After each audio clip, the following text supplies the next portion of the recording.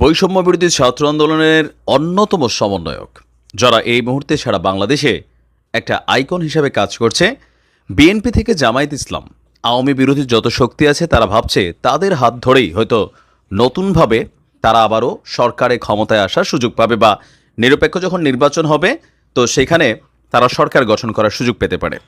কিন্তু বৈষম্য বিরোধী ছাত্র আন্দোলনের যারা প্রধান সমন্বয়ক আছেন তাদের সাথে কি আওয়ামী লীগের কোনো যোগসাজশ আছে? দর্শক, গতকালকে থেকে একটা নিউজ গণমাধ্যমে খুবই ভেসে বেড়াচ্ছে, কিছু ছবিও স্ক্রিনে আমিও আপনাদেরকে সেই ছবিটা দিয়েছি। বৈষম্য বিরোধী ছাত্র আন্দোলনের কেন্দ্রীয় সমন্বয়ক হাসনাত আবদুল্লার সাথে উপজেলার জাতীয় শ্রমিক লীগের সভাপতি শামসুল ইসলামের এই ছবিটা। এখন এই ছবিটার প্রেক্ষাপট কি?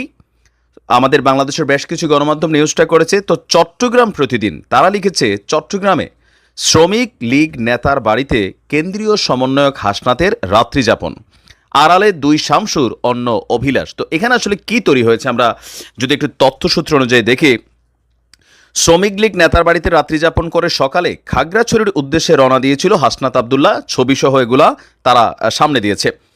আপনার গত 8ই সেপ্টেম্বর মধ্যরাতে বৈষম্য বিরোধী ছাত্র আন্দোলনের কেন্দ্রীয় সমন্বয়ক হাসনাত আবদুল্লাহ বড় একটি বহর নিয়ে চট্টগ্রামের পটিয়ার কোলগাঁও ইউনিয়নে উপজেলা জাতীয় শ্রমিক লীগের সভাপতি শামসুল ইসলামের গ্রামের বাড়িতে গিয়েছিলেন। ওই শ্রমিক লীগ নেতার বাড়িতে রাত্রিযাপন করে সোমবার 9 সেপ্টেম্বর সকালে তিনি খাগড়াছড়ির উদ্দেশ্যে রওনা করেন। শামসুল ইসলাম ছাত্র জনতার গণ আন্দোলন চলাকালে পটিয়ায় বিএনপি অফিসে হামলার অন্যতম এজাহারভুক্ত আসামি হিসেবেও তারা দাবি করেছে। তার বড় ছেলে হাবিবুল ইসলাম সাকিব ঢাকা বিশ্ববিদ্যালয়ে হাসনাত আবদুল্লার সহপাঠী বলে জানা গিয়েছে। আর এখানে আমি যতটুকু বুঝতে পারছি, আচ্ছা এর আগে আর একটু তথ্য দিই। এদিকে মাসে প্রায় অর্ধ কোটি টাকার একটি ব্যবসার নিয়ন্ত্রণ ধরে রাখতে পূর্ব পরিকল্পিতভাবে কেন্দ্রীয় সমন্বয়ককে নিয়ে এসে শোডাউন দেওয়া হয়েছে এমন অভিযোগ করছে স্থানীয়রা। জানা গেছে পটিয়া উপজেলার কোলাগাঁও ইউনিয়নে 7টি বেসরকারি বিদ্যুৎ উৎপাদন কেন্দ্র রয়েছে।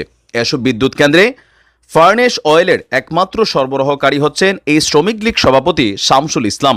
আওয়ামী লীগ সরকারের 16 বছরে সাবেক সাংসদ শামসুল হক চৌধুরীর সাথে মিলে এই ব্যবসা নিয়ন্ত্রণ করে আসছেন তিনি। এই 7টি বিদ্যুৎ কেন্দ্রে ফার্নেস অয়েল সরবরাহ সহ প্রতি মাসে প্রায় অর্ধ কোটি টাকা তারা আয় করেন। আর এখানে অনেক অভিযোগ আছে তাদের বিরুদ্ধে। তো আওয়ামী লীগের মোতাহারুল ইসলাম চৌধুরী সংসদ সদস্য হওয়ার পর শামসুলের কাছ থেকে ব্যবসার নিয়ন্ত্রণ নিতে বেশ কয়েকবার চেষ্টা করে তিনি বিফল হয়েছেন। গত 5ই আগস্ট ছাত্র জনতার অভ্যুত্থানে আওয়ামী লীগ সরকার ক্ষমতাচ্যুত হওয়ার পর ব্যবসাটির নিয়ন্ত্রণ নেওয়ার চেষ্টা চালিয়েছিল চট্টগ্রাম দক্ষিণ জেলা বিএনপির সাবেক যুগ্ম আহ্বায়ক এনামুল হক এনামের অনুসারীরা। তবে কয়েকদিন আগে দক্ষিণ জেলা বিএনপির আহ্বায়ক কমিটি বিলুপ্ত হওয়ার পর দুই শামসু, সাবেক হুইপ শামসুল হক চৌধুরী এবং শ্রমিক লীগ সভাপতি এই শামসুল ইসলাম পরিকল্পিতভাবে বৈষম্য বিরোধী ছাত্র আন্দোলনের কেন্দ্রীয় সমন্বয়ক হাসনাত আবদুল্লাহকে পটিয়ায় নিয়ে এসে শোডাউন দেন এমন অভিযোগ স্থানীয়দের।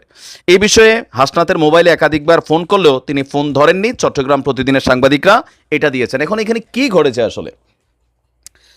হাসনাতরা সারা বাংলাদেশ চিনে না। যেমন হাসনাত সর্বশেষ যখন কুমিল্লা গিয়েছে, আমাদের এখানে বিএনপির একজন নেতা আছেন মিজান ভাই, আপনারা অনেকেই চিনেন তাকে, যে কুমিল্লার ধনাঢ্য একজন ব্যবসায়ী, হোটেল নূরজাহানের যিনি মালিক, ওইখানে কিন্তু হাসনাত রাত্রেবেলা ছিল।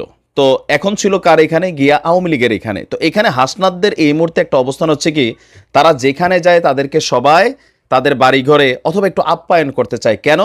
কারণ তাদের সাথে ভালো সম্পর্ক থাকলে এলাকা ভিত্তিকভাবে একটা ভালো পজিটিভ ফিডব্যাক নেওয়া যায়। তবে যে শামসুল ইসলাম সাহেব, তার ছেলে যেহেতু ঢাকা ইউনিভার্সিটিতে হাসনাতেরই বন্ধু, হাসনাত কিন্তু সম্ভবত সেই সুবাদে আসছে। বাট আসার আগে হাসনাতের একটু এখানে সতর্কতা দরকার আছে। কেন? যে এই যে হাসনাত আসছে তার বন্ধুর বাড়িতে, হাসনাত কিন্তু গেছে বন্ধুর বাড়িতে, কিন্তু বন্ধুর বাপ যে আবার আওয়ামী লীগের এত বড় অবস্থান, এই তথ্যটা সম্ভবত হাসনাত জানে নাই, যার কারণে সে এখানে গেছে। কিন্তু বিতর্কিত হয়ে গেছে কোন জায়গাটায়, যে যেহেতু তিনি আওয়ামী লীগের একজন বড় মাপের নেতা ছিলেন, তার বিরুদ্ধে বিএনপির বিরুদ্ধে একটা মামলা করার অন্যতম এজাহারভুক্ত আসামি তিনি, এগুলার কারণেই কিন্তু পেঁচটা লাগছে। তবে ওই শামসুল চৌধুরীর লাভটা কি হয়েছে? এটা লাভ হয়েছে যে হাসনাত ওনার বাড়িতে আসছে, থাকছে। সো এলাকাগতভাবে এই মুহূর্তে ধরেন গেল কয়েক মাস আগেও যদি বেনজির সাহেব কারো বাড়িতে যাইতো, সেনাপ্রধান কারো বাড়িতে গিয়ে থাকে, অথবা ওবায়দুল কাদের সাহেব কারোর বাড়িতে গিয়ে থাকে, ছাত্রলীগের সভাপতি সাদ্দাম কারোর বাড়িতে গিয়ে থাকে, এলাকার মানুষ তাদেরকে একটা আলাদা চোখে দেখে। ঠিক একই খেলাটা কিন্তু এখানে খেলছে। তবে হাসনাতদের উচিত বিষয়গুলোকে কনসার্ন করে কাজ করা। এটা নিয়ে যেভাবে নিউজটা হয়েছে, নিউজের ব্যাকগ্রাউন্ড কিন্তু ওইটাই। হাসনাত তার বন্ধুর বাড়িতে গেছে, কিন্তু বন্ধুর বাপ যে আওয়ামী লীগের নেতা, হয়তো এটা সে জানতো না, অথবা তার বিরুদ্ধে অভিযোগ আছে। কোনো আওয়ামী লীগের নেতার বাড়িতে গিয়ে থাকলেও তো আবার এটা সমস্যা নাই, আওয়ামী লীগের মধ্যে ভালো মানুষও আছে। সমস্যা হচ্ছে এই ব্যক্তি নানানভাবে ওইখানে সিন্ডিকেট সহ আরও অনেক কিছুতে জড়িত। এটা গণমাধ্যমগুলো কিন্তু খুব ফোকাস করে নজর দিয়েছে।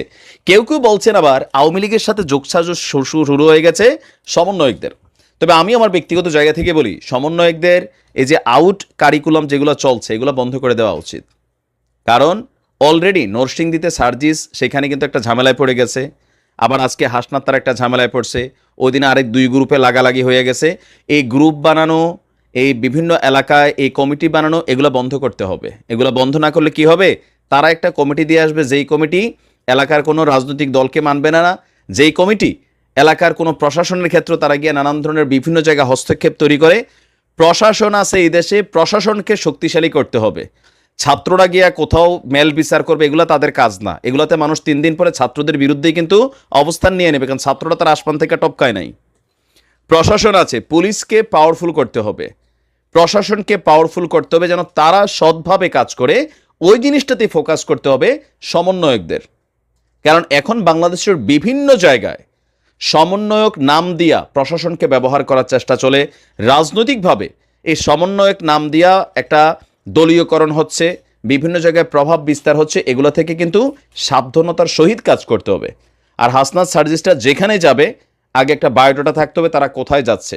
প্রয়োজনে সরকারি রেস্ট হাউসে উঠতে পারে কোনো নেতার বাড়িতে গেলে। যেমন হাসনাত যখন আমাদের কুমিল্লাতে গিয়া মিজান ভাইয়ের বাড়িতে উঠছে, এখন মিজান ভাই একজন এমপি প্রার্থী, ভবিষ্যতের আরেকজন আছে এই এলাকার প্রার্থী, তার নেতা কর্মীরা মনে করতেছে আমাদের নেতা সম্ভবত দুর্বল। বিষয়টা কিন্তু এরকম না। এটা বিএনপির জন্য কিন্তু এটা ঝামেলা পাকাচ্ছে। বিএনপির বাড়িতে কেন থাকবে হাসনাত? কি বিএনপির কি মানে এই কাজ করতেছে? তাহলে তো বিষয়টা ঝামেলা। ছাত্ররা তো এখানে কোনো দলের না। তো আজকে বিএনপির দলের বাড়িতে থাকলে সমালোচনা হবে না, আওয়ামী লীগের থাকলে সমালোচনা হবে, এটাও আবার ঠিক না। এরা কারুর বাড়িতেই থাকতে পারবে না, প্রয়োজনে নিজ খরচে কোনো একটা হোটেলে থাকবে, নিজের পকেটের পয়সা দিয়া অথবা তাদের সংগঠন থেকে।